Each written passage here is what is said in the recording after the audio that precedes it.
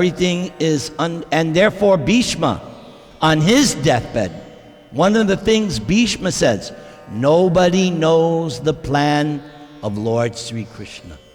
Can't figure it out. You can't Google it. Well, Krishna, what is your plan? Nope. Nobody will know his plan, but it'll be revealed. It's revealed to all of us. So we don't lament for the living, and we don't lament for the dead. Now that's the question. Why? Because, as the remaining verses indicate, the soul is eternal. The soul is not this body. The soul is not the mind. These are material. The soul is actually transcendental, made of spiritual energy. This, we all know it's material energy. And we every day are realizing dwindling, right? Those of us advanced in age, we see it every day. When we were young, we had nice physique. We had so much power. The ladies were so pretty. But time, because it's like a flower. The flower grows from a bud, and then it blooms, and then eventually your rose garden.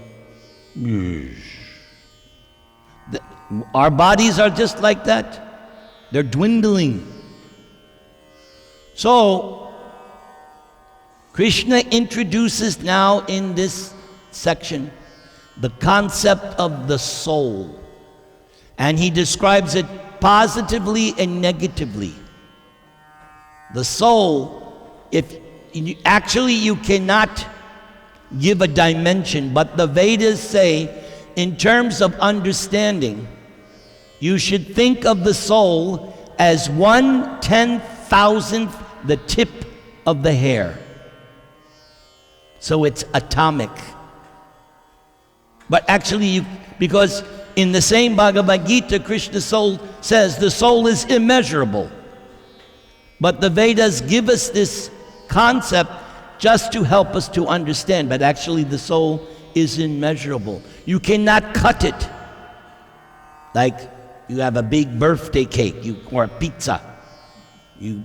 I notice Indian people, especially the kids, they love pizza. And you cut up into pieces. But you cannot cut up the soul. The soul cannot be, if you pour this water on me, I get all wet, but the soul cannot. It cannot be dried. It cannot be burnt. It cannot be killed. Nahanyate hanyamane sharire. Krishna makes this point. Arjuna, you are lamenting for the body. The body is destined to be destroyed at some point, sooner or later. Maximum, like if you buy certain, when you buy milk in the store, you look at the expiration date. You don't buy a milk carton where the date's expired. I try to get the one that I go in the back where they put the newest ones. I'm an experienced shopper. So we also have an expiration date, this body. It's right there in the hand. Expiration date is there. Maybe you have 100 years, maybe. So the clock is ticking. Tick, tick, tick, tick, tick, tick, tick, tick. So, the soul is eternal. One of the nice things, actually the very next verse. Natvevam jatu nasang natvam neme janadipaha nachaiva na bhavishyama sarve vayam ataha param. Krishna tells Arjuna, Arjuna, I always existed. And guess what, Arjuna? You also always existed. And all these kings on the battlefield also always existed. So therefore, in a later verse, this word aja comes in. One of the symptoms of the soul is aja, unborn. That same word Krishna describes himself. I am also unborn. I also always existed. And so when I first understood this concept, it made me very, very happy. Because I look in the mirror and I go, that's not me. Yes. I've had so many bodies in the past. Undoubtedly, I've been a woman. Or an ant, because there's 8,400,000 types of bodies we get according to our karma. Yes, it's all scientific. So the soul is eternal. The best example I always give, the sun and the sunshine. They exist simultaneously. Still, the sunshine did not create the sun. The sunshine is dependent on the sun. But they exist simultaneously, same way. God always existed, and you and me and all living beings also always existed. And you will see Chaitanya Mahaprabhu gives this example, kirana, a ray of sunlight. That's the soul. You're a little ray of sunlight.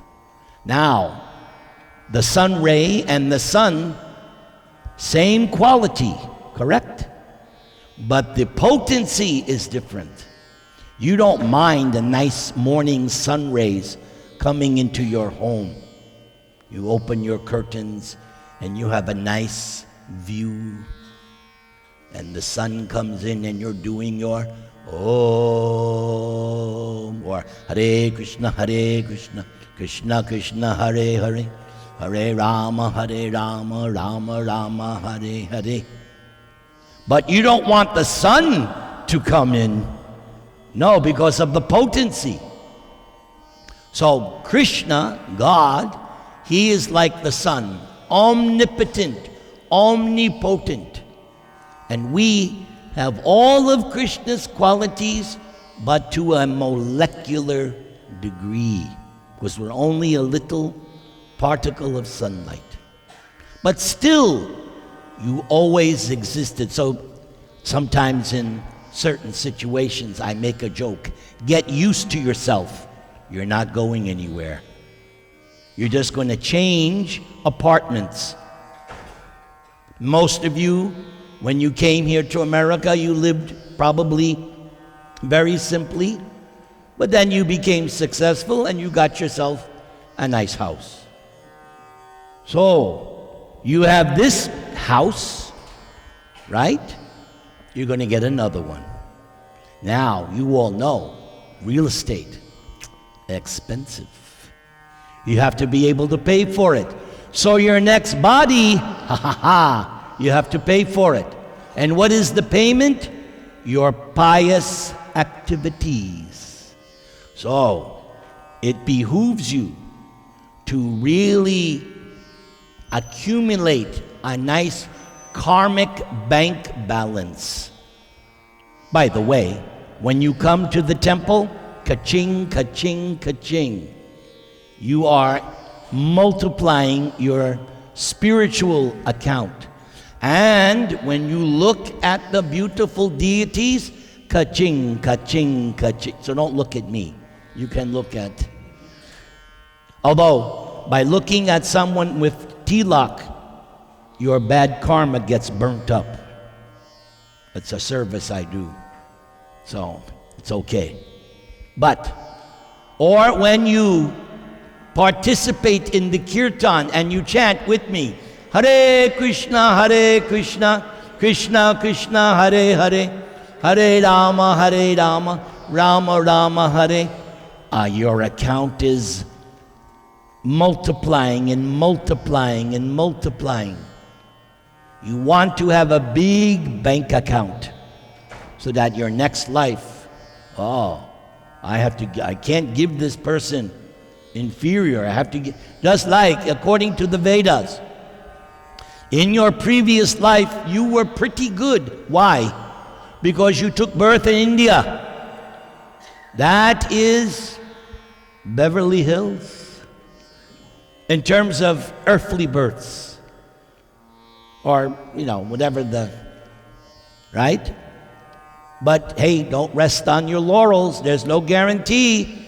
You have to work on your account. So the more that you can do spiritual, religious activities, especially chanting this Maha Mantra, you build up your account. So, the first lesson of transcendental knowledge is the difference between matter and spirit. Spirit has 3 dimensions or 3 qualities: eternality, cognizance, and bliss. The soul by nature is blissful. So why am I not happy? Because I have identified with this body and mind, and I am in spiritual amnesia. I am thinking I'm a man. I'm thinking I'm a woman or a father. And because I identify with some designation, I give up my blissful condition. I forget about it. Therefore, there is this song, Jeev Jago, Gora Chandra Bole. What I'm doing right now is waking you up, reminding you that you have your spiritual identity.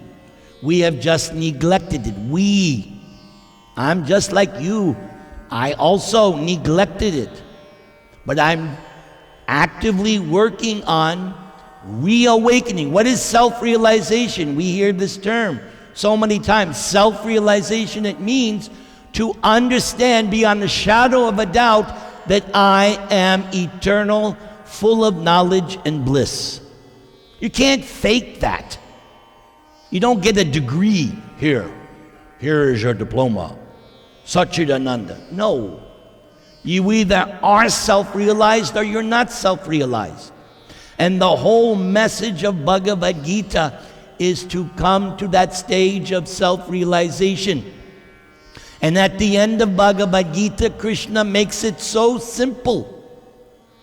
Krishna, in his final statements in chapter 18, tells Arjuna, here is how to become self-realized. He says, always think of me. Become my devotee. Worship me. And do everything for me.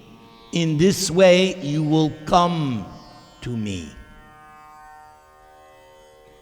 And so then Krishna says, the famous verse, you all know it. Sarvadharman parityajya, mam ekam sharanam vraja, aham tvang sarva papebhyo, mokshayishyami ma shucha. My dear Arjuna, don't hesitate. Don't worry. Don't doubt. Don't fear. Surrender yourself wholeheartedly. This same thing is there in the Bible. Yes, Jesus was asked, what is the greatest commandment? And Jesus said, he didn't say love me. He said love God. Very interesting. So when I speak in certain Christian schools, I always mention this. So then I ask the students, who is that God Jesus is referring to? And I tell them, here he is, Krishna. That's the God. Same thing. And Jesus says, love God with your whole heart. That's how you love someone, wholeheartedly, with your whole mind, your whole soul. Now, next topic. The next topic is how to deal with grief. Because we are human beings. We have so many attachments to family members. It was your eldest brother, right? You loved him, did you not? Better say yes. So the same thing was there. Shri Radha Raman Bhagavan Ki Jai. Same thing was there after the Battle of Kurukshetra. Millions of people had died on the battlefield after 18 days. And there was much lamenting. Draupadi even lost her 5 sons in a vicious, cruel way while they were sleeping. Most heinous, crying. So, Krishna had to console all the family members who were lamenting. Vyasadeva was there. And what did they speak? They spoke this kind of transcendental knowledge. First, understanding that your brother hasn't really died. That's the first thing to understand. He's just gone to a new family. Oh, if he was a good devotee, he's with Krishna. And if you pray for your brother, you can pray, please let him take his next birth in a good devotee family so he can become like you. Everybody loves Kundan, right? Right? He's a good boy. He does service. Yes, if he keeps doing service, he'll become dear to everyone. That was the 6 Goswamis. Dira Dira Janapriyo Priyukaro. Lord Chaitanya's disciple